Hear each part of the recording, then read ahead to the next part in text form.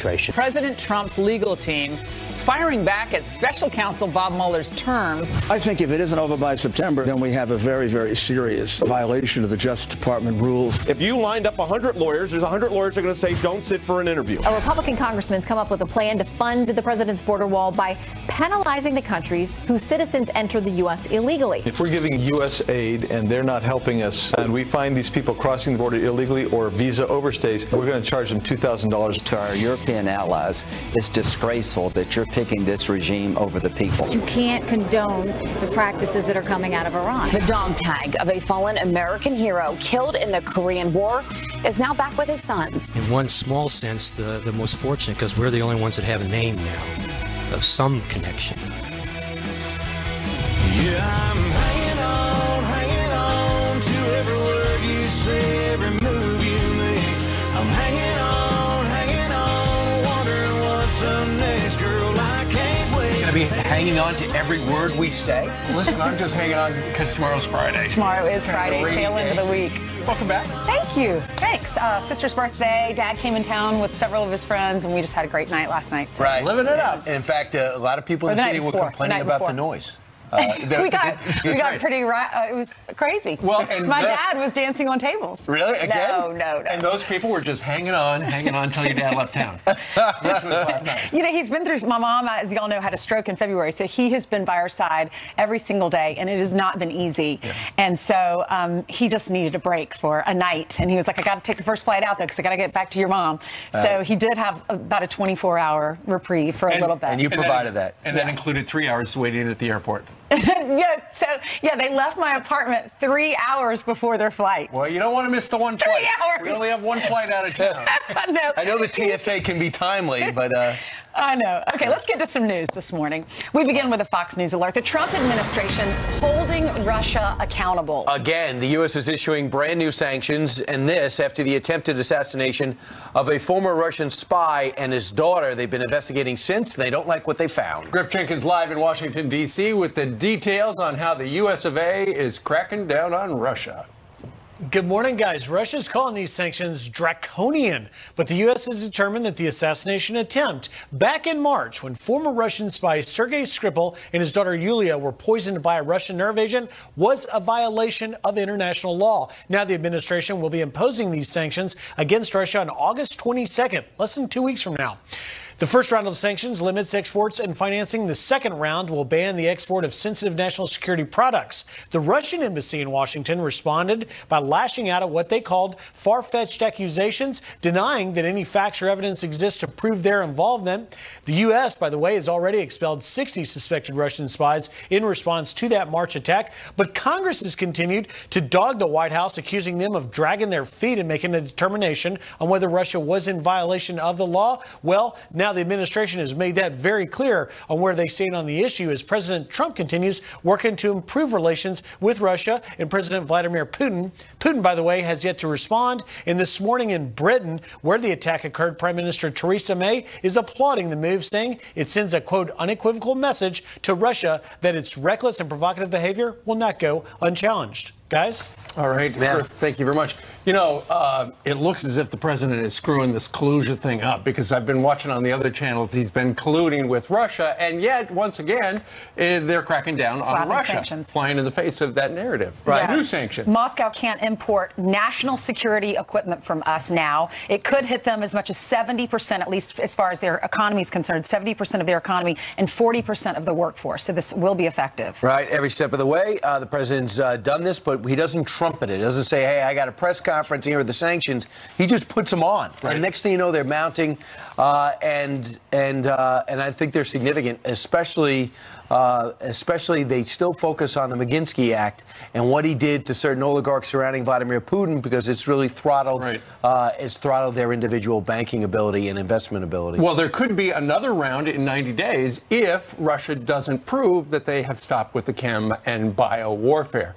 Meanwhile, when we're talking about Russia, remember, the collusion investigation all started with Russia. Of course, it has morphed into something much more complicated. And apparently now the president's team says they have come up with a counteroffer to Robert Mueller's offer. Apparently, at one point, Robert Mueller wanted to ask 40 different questions, largely about firing James Comey. Now, apparently, he has reduced that number. But now they want to specify only 1 or 2 questions about obstruction, and they've got to prove that those questions have not been answered elsewhere. The president said he would sit down. His lawyers are saying, no, don't think it's a good idea. They say that they're not going to walk him into a perjury trap. Listen to this. The fact is, and I've said this, and Rudy said it, and other lawyers that have commented have said it, if you lined up 100 lawyers, there's 100 lawyers that are going to say, don't sit for an interview. And there's a reason for that. Not just the perjury issue, but the fact that you would ask questions potentially of the president regarding Article 2 powers. I mean, you're a constitutional lawyer. The answer to that is no. You can hire and fire anybody you want, and it's not important what you said about it. They'll say, well, you said this to NBC, and you said this publicly. How do you reconcile the two? There's just, if you are an attorney hired by the president to look out for his best interest, how can you possibly not push back on his willingness to sit down with Robert Mueller? If you know anything about this president, he likes big moments and big challenges. Vladimir Putin, I want you one-on-one. I want to be in that debate. I want a chance to be the first leader to talk to a North Korean leader. I want to sit down with Robert Mueller, my nemesis for the last year and a half, who are rejected as the next FBI director. But you got to push back, if you're a legal attorney, about the president's instincts here, because you got to look at what's happened along the way. You look at other people that he has compromised and got to become state's witnesses, from Papadopoulos to Michael Flynn, because of discrepancy in what they remember or what they said. Right. They were caught telling something that the FBI thought was a lie, and they were... Even though Michael Flynn's situation, the FBI is saying, we don't think he lied. Well, yet they move forward with the deal. And that's the peril. I mean, that's exactly how Martha Stewart wound up going to prison as well. She lied to an FBI agent. Remember how safe America was when she was in prison? Those were the days when we finally had Martha Stewart off the streets. America stopped making marinades. Yeah, we were safe. 18 months. All right. Do you remember this video? It was the Philadelphia mayor who was dancing when Philly became a sanctuary city. Watch this. If they had gotten a warrant, we would have... A sanctuary city, yeah. A sanctuary city, yeah. A sanctuary. All right, that is Mayor Jim Kinney of Philadelphia. And last week we were telling you about how Philadelphia has announced they're ending info sharing with ICE. This on the heels of this horrific story. We've got the mugshot for Juan Ramon Vasquez, 45, originally from the country of Honduras. He was deported from the United States back in 2009, returned to the country in 2014, and was taken into custody in Philadelphia. Well, as it turns out, Philadelphia decided, you know what, these charges aren't so much, we're going to drop the charges, and released him, even though there was an ICE detainer. They were obligated to turn him over to the federal ICE agents. They did not. And guess what? He went out and he committed more crimes. Yeah, it's really hard to report this. He sexually assaulted a child. They let him go. They dropped the charges. He's back on the streets. And then he goes out and commits this crime against a child. Right. They said, well, if they got a warrant, I would have given him up. But they didn't get a warrant. No, there was an ICE detainer. Right. It's splitting hairs. The Philadelphia mayor, again, blaming ICE. If they had gotten a warrant, we would have turned the person over, and nothing of this would have happened. And if the city had held the detainer, against the likely against the order of a child wouldn't have been raped. Against the order of a common police court judge. You do see this, though, as a tragedy. Yes. No way to look at it. It's an absolute tragedy, and all they had to do was get a warrant, and we would have turned him over. No, all they had to do was turn him over to ICE, as is the federal law. Now this guy is in prison. He's serving 8 to 20 years in state prison. He also faces up to 2 years federal prison. So we're still paying for him. Even after he commits these horrific crimes, he's still our responsibility. Well, now when you look at that video and think about the video of the mayor dancing, you realize how dangerous this really is. And that child, what do you think that child's parents are thinking when they see the mayor right there dancing? Because now they don't have to comply with the law. They don't have to call ICE. Right. There it is. Meanwhile, the Department of Homeland Security, Kirstjen Nielsen, was on with Sean Hannity last night, was told about this case. She was asked about this case. Listen. It could have been prevented, and it should have been prevented. We owe the American people better. I mean, this is a perfect example of when jurisdictions decide not to cooperate with federal law enforcement, we put our communities at risk. I mean, what that required was that the men and women of DHS go back into community at their own risk and the risk of the community where the criminal is to try to re-interdict and detain that person. So the mayor's in a slippery slope now. He's become a magnet because every illegal knows I can go there and don't have to worry, because I have a city protecting me, even though I don't belong there. And he's going to be sitting there knowing that maybe there's going to be criminals out there that are going to commit crimes, and that dance is going to be on everybody's mind. Right. White House called that dance disgusting. Well, ultimately, it comes down to why did Philadelphia drop the charges? We know why they don't want to cooperate with ICE, because they are now a sanctuary city, but why did they drop those charges? That guy would not have been on the street. And they're saying to you, I'll do it again. Because he doesn't have any regrets. He's like, well, get a warrant then. That guy's serving 8 to 20 years in state prison. Yeah. Anyway. All right. It is 6:11 now on this Thursday, and Jillian joins us. Good morning. That's right. Good Thursday morning. We're following a number of stories, so let's start with this Fox News alert. A Florida police officer rushed to the hospital overnight after being shot outside a Waffle House. Police say the suspect opened fire at a moving cop car, then ran away. Moments later, that gunman was shot by police. He is expected to survive. The officer will also be okay. This as police in New Jersey released these images of 2 people wanted for questioning in the ambush shooting of 2 officers. A gunman firing as many as 25 rounds at the undercover detectives in an unmarked car in Camden. Both officers are expected to survive. This place will burn down. That disturbing message emailed to a fire chief by a man suspected of starting a wildfire in Southern California. Before his arrest, Gordon Clark was caught on camera in a bizarre exchange with firefighters. I had $100 trillion dinar notes stolen from me now by the fire department. He's now being held on $1 million bail and is expected in court today. The holy fire has burned over 4,000 acres so far. Florida's Republican candidates for governor clashing in their final debate before the primary. Having the trump card is the only card you have, and it's a big one, but it still means you're not playing with a full deck. This is inauthentic. This is a career politician trying to tell you what you want to see. He will say and do anything in terms of millions of dollars in fake ads to get elected. Recent polling gives President Trump-backed Congressman Ron DeSantis the edge over former Congressman Adam Putnam. The primary is August 28th. Turns out Kim Jong-un is quite the romantic. The North Korean dictator taking his wife on a tour of a fish pickling factory. State media releasing the photos to showcase what the rogue regime considers its economic strength. They did the same thing in 2014 when Kim visited a lubricant factory and when he visited a plant that makes potato starch. Let's look at your headlines. I'll send it back to you. The softer side. Very of romantic. the dictator. Very romantic. A fish factory. And the last couple of times you've seen him, it's been out with the people, talking manufacturing, not with the missiles. And he's wearing a T-shirt and a belt. And is that? Look at this guy. Yeah. I mean, normally we see looks him like he's on vacation. Yeah, those come in packs of 3. Hanes. Meanwhile, 13 minutes after the hour. A training camp for terrorists here on American soil. A Muslim extremist father now accused of training kids to carry out school shootings. Our next guest takes us inside what really happened at a compound in the state of New Mexico. You're not going to believe it. Plus, this Army Master Sergeant was lost in action nearly 70 years ago. His dog tag just returned to his sons, and they're going to join us live.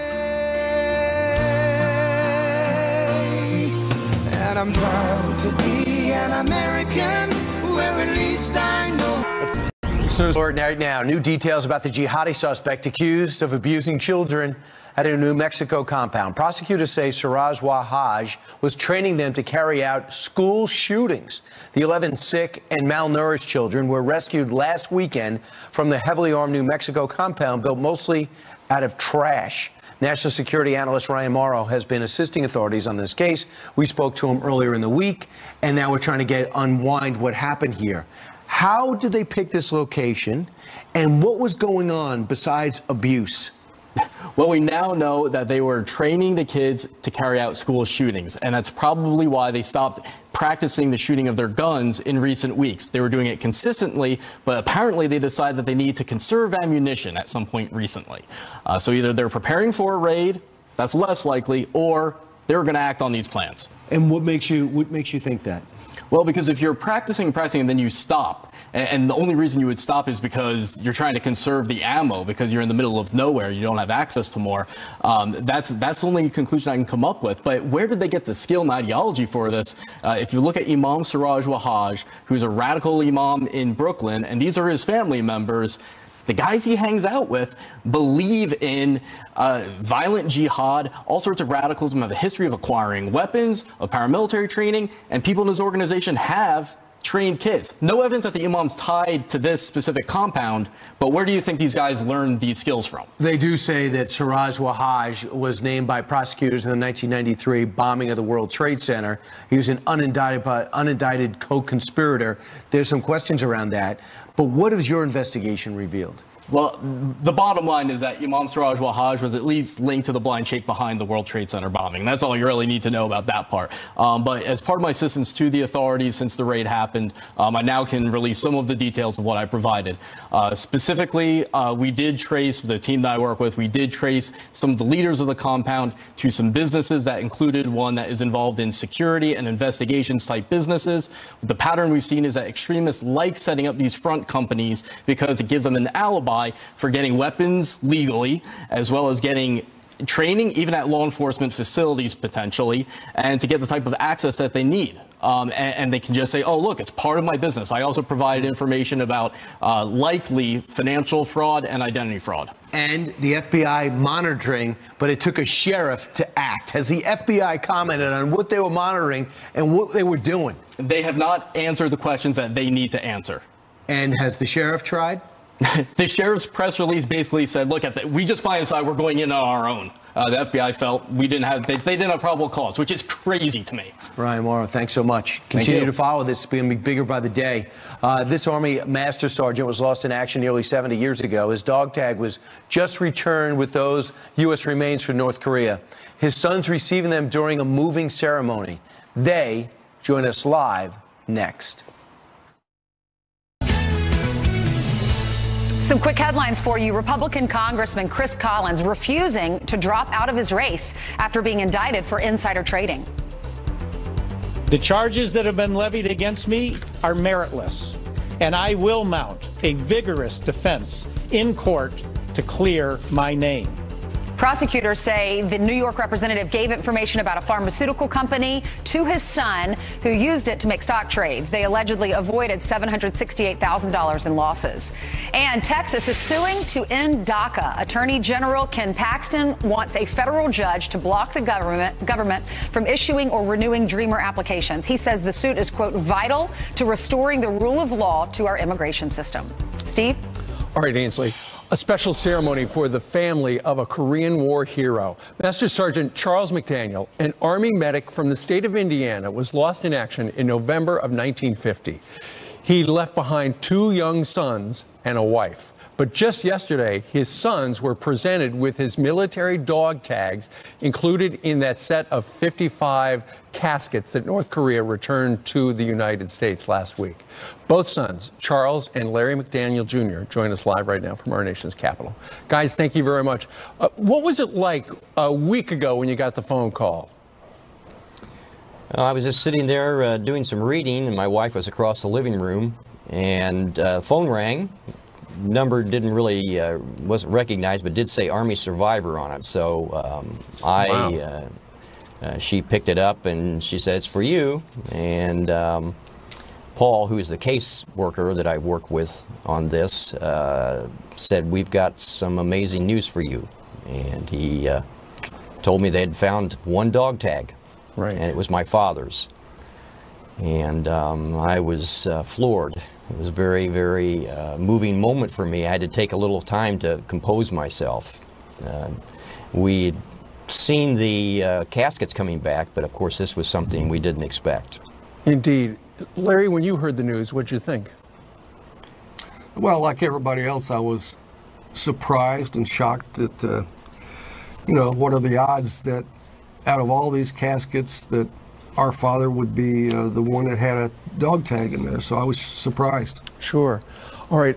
I watched the ceremony yesterday down in Virginia, and I saw you pick up the dog tags and hold it with your hand. Larry, what was that like to know that your dad died when you were 2 years old, but you suddenly had a connection to him almost 70 years later?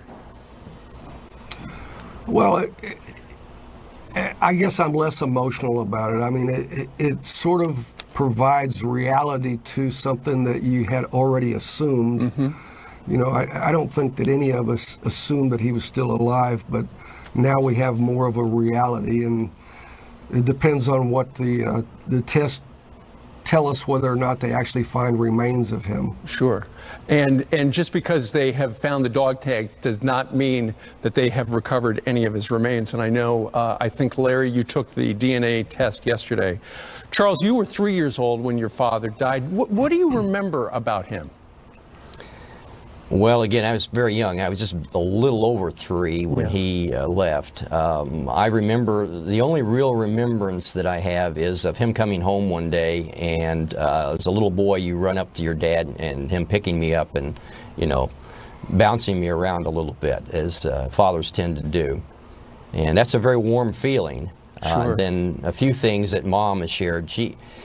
I think it's a very painful time for her. She had 2 little boys, and she lost her husband. And it was very, as she has said, when he went off to war, she says, I just really never imagined, which is an interesting thing, but I think you don't particularly want to spend a lot of time worrying about those things. Sure. So it was very difficult for her, I think, to ever talk about it as we were growing up. So she really never brought it up very much. Well, there were 7,700 missing in action from the Korean conflict. And you two are lucky because you're the only ones with a name right now. I mean, we saw the 55 boxes taken off the transports last week in Hawaii, but you're the only ones who know there was a family connection there because the remains are unnamed at this point.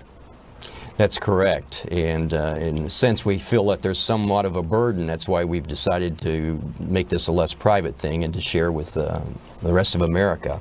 Yeah. Did they share because of all these families? Yeah. Indeed. Did they share any information about the location in North Korea where the remains were found, where the dog tags were found? Yes, they gave me a summary, which was somewhat of an update. He was in the 1st Cavalry Division, the 8th Regiment, and his battalion was isolated. When the Chinese first came into the war, it was really the first major battle after the North Koreans had pretty well been decimated. We'd pushed them back and were moving north very fast.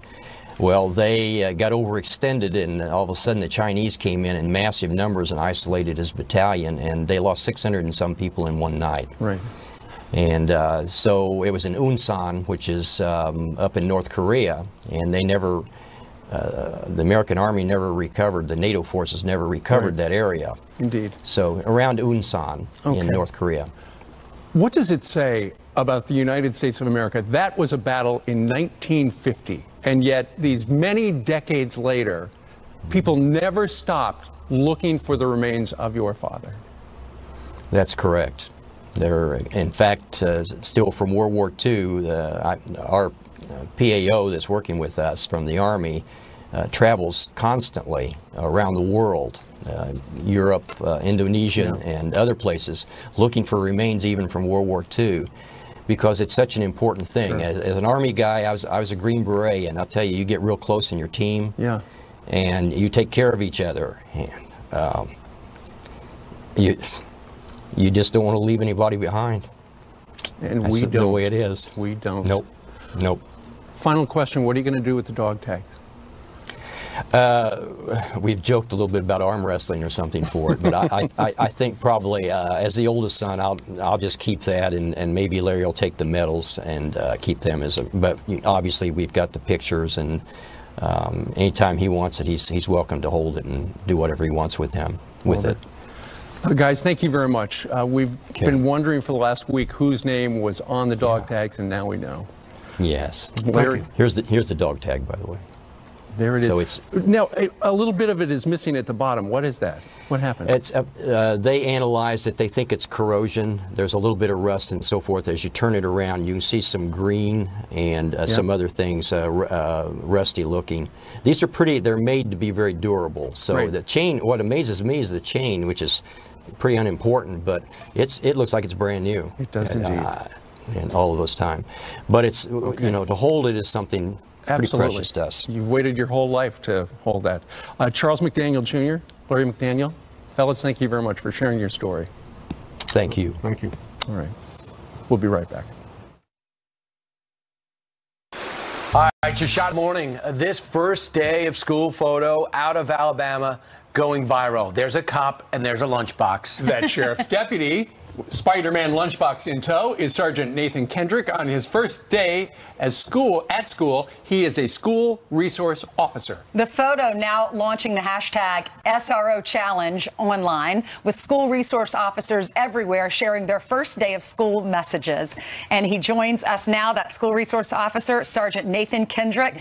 Great to see you. That's a really funny photo. Not even smiling because you're, first day of school. Having a lot of fun with this. Are you surprised by the reaction and how it's, you know, thousands of people have seen this picture now? Yes, ma'am. Good morning. Good morning. Yeah, it's been entertaining. So set us up. What made you do it? What brought you there? Where'd you get the lunchbox? So I've had a few friends that have, you know, taken pictures with their dog, and Alan Miller, a friend of mine, had done one last year, getting ready for work. And this year I talked to some of our SROs and told them it would be cute to set one up. And honestly, that morning it kind of just happened really quick. And the lunchbox belongs to my little boy Gray, so I had stolen it from him. Well, I wonder what he took on his first day of school. It's got to be a relief to know, Sergeant, that on your first day of school you didn't have to worry about any math that day. Yes, that is always good for me. Math is not my friend. Also, when it comes to the importance of keeping schools safe, that's a serious subject, especially the way we ended last year. I mean, is there you're trying to bring some humanity to something very scary to parents and kids? Right. Yeah, so we know the parents and the kids, the first day of school can be stressful, and we wanted to do something lighthearted and positive and maybe try to alleviate some of that stress for them. The face in the picture certainly wasn't, I'm sad because I'm going to school. It was definitely trying to capture the spirit of, hey, mom's dragging me out here to do my first day pick again. Right. I know you joined the SRO unit as a supervisor 3 years ago. Have you fallen in love with the job? Yes. It's the best kept secret in law enforcement. So, why is that? So, you know, law enforcement is a tough job. You know, you see a lot of bad things. It's, you know, you're dealing with sometimes the worst side of humanity. Well, when you go into an elementary school wearing a police officer or a deputy's uniform, and you're walking by knuckle-bumping kindergartners and hanging out with them, you can't be sad when you leave that day. Absolutely, and you're a great role model for all of them. Final exit question, and the obvious one as well. What time is it? Huh? You just looked at your watch. No, Washington Post just came through with a story on my watch. Okay. Sergeant, what is in the lunchbox on that first day of school? So in the lunchbox, and my daughter Kate helped pack that, we've got obviously the PB&J with the crust cut off. It's squished. I hope you have a great day. Oh, who wrote that? We have some fruit crisps because we want to be healthy. Yep. And gummies. And you got to have the juice pouch. That's great. There you go. What are how many kids do you have? You've mentioned you had a son, Gray. Is that right? And a daughter? I do. I've got three: Anna, Kate, and Gray. Anna's 10th grade. Kate is 7th grade, I hope. And Gray is going into 5th. So it's hard to keep track. Well, I know they're proud of you. We are so proud of you. Thank you so much for keeping our kids safe. It's extremely important, as you know. We enjoy it, and Shelby County's been great, allowing us to work in the schools. The sheriff and the superintendent, Dr. Brooks, have really embraced the program. So we're blessed here in Shelby County to have it. All right, go get him, Sheriff. Good luck on your second day of school. Sergeant Nathan Kendrick joining us from Shelby County, Alabama. Thank you, sir. Brian just made you the sheriff and checked his. It's a matter of time. Was that on your watch? Yeah. It's a matter of time. Jillian has some headlines for us. Hey, Jillian. The big question, though, is it creamy or crunchy peanut butter? That's what I'm dying to know. It looked creamy because it was kind of mashed. I didn't see any. I know. Work up to crunchy. Creamy all the way. All right, let's get you caught up on the search for Molly Tibbetts. And right now, her father is pleading with tech companies to help him find his daughter. The 20-year-old was last heard from 3 weeks ago on Snapchat. She was 20 years old. She lived on those platforms. Everybody knows she was constantly on her phone. And so we really, really need all of that information. Investigators have not found her Fitbit or cell phone. She disappeared on July 18th after leaving her boyfriend's house to go for a run. Her boyfriend's brother now speaking out for the first time. I know, like, if Molly, something were to happen, like, she's small, but she would have done something. I don't care what it takes. I mean, it's like, I don't care who it is, whatever. We just need something. The reward for Molly's whereabouts is now $313,000. A Democratic lawmaker says the Russians hacked Florida's voting systems, but he doesn't have any evidence. Senator Bill Nelson telling a local newspaper, quote, they have already penetrated certain counties in the state and they now have free reign to move about. Nelson said he wouldn't elaborate since the information was classified. State officials say they have no evidence to back up the claim. Let's look at your headlines. I'll send it back to you. We need further details on that. Yes. All right. Thank you very much. Thanks, Jillian. All right, it is, we have a college associate who has been working this summer here on Fox and Friends. There's Jackie out there with Janice Dean. How are you, Jackie? I'm great. How has it been so far this summer? It has been amazing. I've loved it. And where are you from? I'm from Connecticut. And has everyone been very nice to you? Yes. And what school do you go to? College of Charleston. Are you ready to do the weather? Yes. Okay, I first want to introduce our studio audience here. What are your names? Allison. Dave. And you're from Michigan? Yes. And? Jeff from Chicago. Are you ready to see Jackie do her first weather update? Okay, Jackie, take it away! Okay, much of the country is feeling the summertime heat today. We could see scattered showers for parts of the east, while the west remains hot and dry, which is not good news for firefighters battling historic wildfires across California. Hurricane Hector is south of Hawaii, but it's bringing wind and rain to the islands. Back to you, Steve, Ainsley, and Brian. Nicely done! Is everyone watching at home? I think so. I think Pretty sure. I think they're hope so. very proud of you. Yes. What did you guys think? Great. Amazing! Great job. Oh, I don't have to work at all today. Bye! Thank you. All right, Janice. Jackie, good job. Jackie, great job. Go intern at Channel 2. That's where I got my start, in Charleston, South Carolina. Right. It's a great city. You can mention Ainsley's name or actually fill out the application. It might not help you. Yeah, it might not. Probably won't. All right. All right, 42 after the hour. An evangelist forced to take down billboards showing him holding a Bible, all because people complained and even threatened him. That evangelist joins us live to respond coming up next. And Nancy Pelosi says there's only one way to help illegal immigrants, vote Democrat. Leverage when we win in November. It gives leverage to every family, to every mom who courageously brought her child across the desert.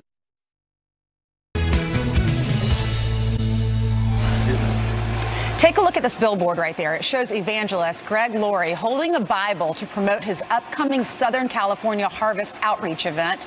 A real estate company agreed to help promote it with large billboards, including one in a popular Orange County mall. But the company later claimed that they received so many complaints, including a threat for the religious imagery, the billboards ultimately had to be removed. Is this a sign of the times of faith being under fire? Greg Laurie, you know him, pastor of the Harvest Christian Fellowship and author of Jesus Revolution, joins us now. Pastor, thanks for being with us. Ainsley, thanks for having me on. You're welcome. So tell us the story. How did all this unfold? Well, basically, we hold an event at the Angel Stadium in Southern California. It's been going for 29 years. It's called the SoCal Harvest. I've been told it's the longest running large-scale evangelistic event in American history. And, basically what it is, take what Billy Graham did, and we're doing a modern version of it, if you will. And so we proclaim the gospel, and we take out ads on billboards and posters and bumper stickers and such. So this year we decided to do a more overt image, and so it's a photo of me holding a Bible. And so, you know, now you can't tell it's a Bible. I'm not hiding the fact that it's a Bible, but if you're real technical, I'm literally holding a black book up. And since it's a black and white photo, it could have been a blue book, a yellow book, it could have been a book about butterflies, but it's a book.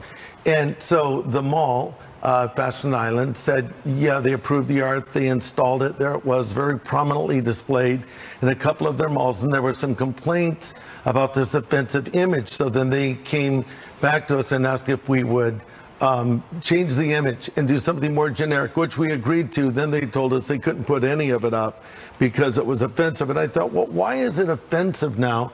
You know, this is my Bible. I mean, why is it all of a sudden offensive to even reference this book? I mean, you think of the lives that have been impacted by this book, how our country was impacted by this book. This, you know, universities like Yale and Harvard and the Salvation Army, all started by people who believed the Bible was the Word of God. Martin Luther King influenced, believed by the Bible as the Word of God. Those who advocated for the abolition of slavery were inspired by what they read in the Word of God. So instead of being offended by it, maybe more people ought to read it and see what it has to say. That's what I talk about in our crusades. Why is everyone so sensitive and offended by the Bible? There's so much good that comes out of Christianity. I think they don't understand it. You know, 9 out of 10 American households have a Bible. But the number one reason people don't read the Bible that's given by the American Bible Society is, well, they don't prioritize it. And I think you prioritize it, Ainsley, when you find you need it. And the Bible is filled with promises. It's sort of like gift cards. You know, people give you gift cards and, you know, they remain unclaimed. At least I get gift cards to places I never want to go to. And the Bible is filled with promises that are like gift cards that we can lay hold of. But most importantly, the Bible tells us how to know God and how to have a relationship with Jesus Christ. I know you know. And I know that very well. I don't think I'm telling you something you don't know. Your book's amazing. Jesus Revolution. You got to pick it up. Pastor Lori, thank you so much for being with us. We appreciate it. I wish you all the best at the harvest. And so much good has come out of this because we're talking about this on national television. All right. Also, we did reach out to the Billboard company, and we did not hear back from them for a comment. So we did try to get their side. They did. Yes, I talked to them last night. A representative of our organization did, and they apologized for it. But the banner is still, the billboard is not back up, but just for the reference. Well, it just doesn't look offensive to me. It's just you holding it. Anyway, thank you so much for being here. God bless you. Thank you. Plus, Carrie Underwood fans are going wild after a big announcement. Carly Shimkus is here with the online reaction to that story.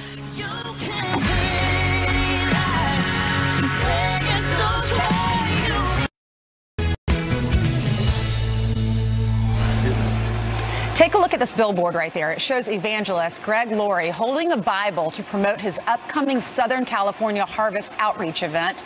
A real estate company agreed to help promote it with large billboards, including one in a popular Orange County mall. But the company later claimed that they received so many complaints, including a threat for the religious imagery, the billboards ultimately had to be removed. Is this a sign of the times of faith being under fire? Greg Laurie, you know him, pastor of the Harvest Christian Fellowship and author of Jesus Revolution, joins us now. Pastor, thanks for being with us. Ainsley, thanks for having me on. You're welcome. So tell us the story. How did all this unfold? Well, basically, we hold an event at the Angel Stadium in Southern California. It's been going for 29 years. It's called the SoCal Harvest. I've been told it's the longest running large-scale evangelistic event in American history. And, you know, like basically what it is, take what Billy Graham did, and we're doing a modern version of it, if you will. And so we proclaim the gospel and we take out ads on billboards and posters and bumper stickers and such. So this year we decided to do a more overt image. And so it's a photo of me holding a Bible. And so, you know, now you can't tell it's a Bible. I'm not hiding the fact that it's a Bible, but if you're real technical, I'm literally holding a black book up. And since it's a black and white photo, it could have been a blue book, a yellow book, it could have been a book about butterflies, but it's a book. And so the mall, Fashion Island, said, yeah, they approved the art, they installed it. There it was, very prominently displayed in a couple of their malls, and there were some complaints about this offensive image. So then they came back to us and asked if we would change the image and do something more generic, which we agreed to. Then they told us they couldn't put any of it up because it was offensive. And I thought, well, why is it offensive now? You know, this is my Bible. I mean, why is it all of a sudden offensive to even reference this book? I mean, you think of the lives that have been impacted by this book, how our country was impacted by this book. This, you know, universities like Yale and Harvard and the Salvation Army, all started by people who believed the Bible was the Word of God. Martin Luther King influenced, believed by the Bible as the Word of God. Those who advocated for the abolition of slavery were inspired by what they read in the Word of God. So instead of being offended by it, maybe more people ought to read it and see what it has to say. That's what I talk about in our crusades. Why is everyone so sensitive and offended by the Bible? There's so much good that comes out of Christianity. I think they don't understand it. You know, 9 out of 10 Americans